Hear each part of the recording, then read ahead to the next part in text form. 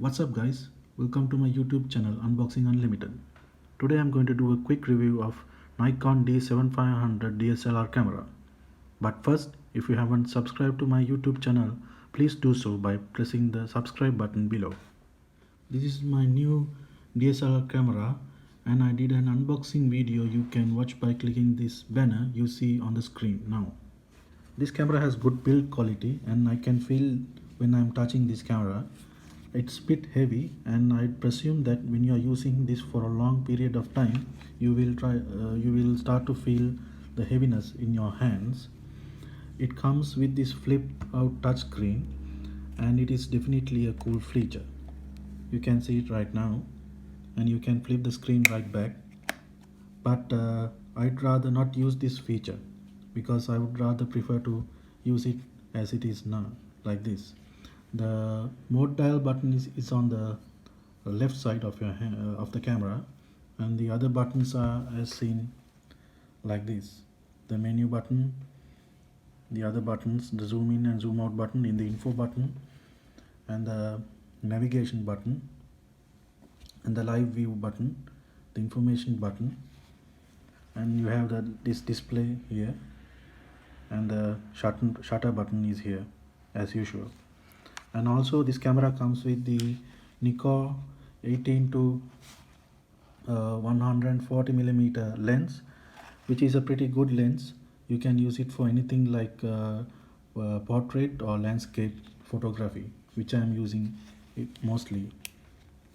And also the lens has the autofocus button here as usual. And what I have to mention is that the camera is a bit heavy, but it's very well built, and for this price range this is a very good camera. Okay, now I'll show you the menu options of this camera. So I'll turn the camera on, and at the moment I have not inserted a memory card in this camera. I'll go to the menu and I'll show you the ISO settings of this camera. And as you can see, the ISO range is pretty high. You can start from the ISO 200 and you can go up to, let's see, 20,000. It can go up to 51200 ISO level, so it's a pretty wide ISO range. And then there's the white balance, as you can see. So this camera has a pretty lot of features in this. And also what I wanted to show you is the video recording, because this camera supports 4K video recording. As you can see, these are all 4K video recording options. It can go 30p,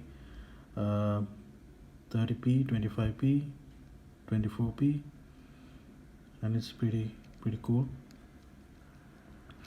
And then there are also other options like autofocus, exposure settings. Okay guys, that's it for this video. I hope you enjoyed it, and if you have any comments, please feel free to comment below. If you enjoyed this video, hit the like button and stay tuned for another video like this soon. And as you all know, due to the coronavirus, it's not safe to go out, so stay home, stay safe. Thank you.